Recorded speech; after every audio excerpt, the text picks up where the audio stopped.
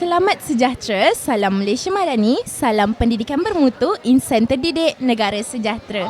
Hari ini, podcast TV Arzak pertama kalinya bersiaran di luar, iaitu di PWTC Kuala Lumpur sempena berlangsungnya Pesta Buku Antarabangsa Kuala Lumpur 2026 bermula hari ini 29 Mei hingga 7 Jun 2026. Jom datang beramai-ramai ke PBAKL 2026. Untuk makluman semua, tema Pesta Buku Antarabangsa tahun ini ialah Malaysia Membaca Merayakan Buku. Saya, Aida Rahanah binti Muhammad Saadan, akan menjadi hos podcast anda pada kali ini. Bersama saya, tetamu istimewa iaitu Puan Meriko daripada Lama International Intelligence Teknologi Sendirian Berhad. Apa khabar Puan? Selamat pagi, khabar baik. Selamat pagi, Pesta Buku Kuala Lumpur. Ya, nama saya Mary. Baiklah Puan, boleh Puan ceritakan sedikit tak apa latar belakang syarikat Lama ni? Nama company kita Lama International Technology Sdn Bhd. Kita ialah buat education punya products. AI education product. Education ni maksudnya adakah umur tu terhad kepada macam pihak remaja sahaja ke, pihak yang kanak-kanak sahaja tak, ataupun sebenarnya diluas? Diluas untuk seluruh Malaysia pendidikan. Jadi semua pihak umur boleh menggunakanlah teknologi ni. Yes, betul. Kerana kita ada AI sistem produk. Ya. Jadi memang sekarang ni kita dah ke arah ke pendigitalan lah kan, dengan AI semua pun. Baiklah, soalan seterusnya. Apakah program yang dilaksanakan syarikat Lama bagi membantu murid ke arah pendigitalan? Maklumlah, tak semua murid ada kemudahan kan? Jadi macam mana pihak Lama membantu murid-murid ke arah pendigitalan?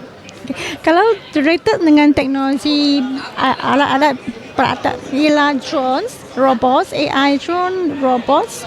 Ini berdua produk ini boleh bagi murid dia punya confidence dan kreatif. Ya. Jadi kita bagi produk Lama ni sebenarnya membantulah dalam meluaskan lagi knowledge kepada semua pihak umum, betul? Yes, betul. Dia boleh start dari kindergarten hingga university juga. Ya. Serupa kita ada Aerois robots, kita ada Hula drones. Ya, boleh bagi budak belajar apa ialah coding dengan Python. Wah, so maksudnya senanglah kita dah boleh belajar coding sendirilah kan? Yes. Baiklah, soalan saya yang seterusnya. Apakah perancangan syarikat Lama selepas ini?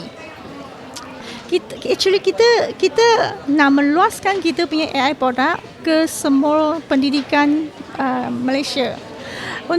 Jadi peralatan ni semua boleh senangkan teachers dan improvekan teacher punya pengajaran.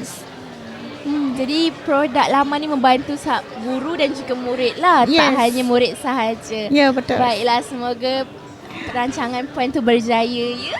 Terima kasih. Tibalah kita ke penghujung segmen podcast TV Arzak at PBAKL 2026 kita pada kali ini.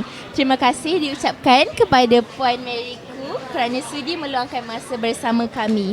Kepada pencinta buku sekalian, jangan lupa untuk datang bagi memeriahkan suasana. Mana tahu kita boleh menjenguk juga pelerai Lama. Yes.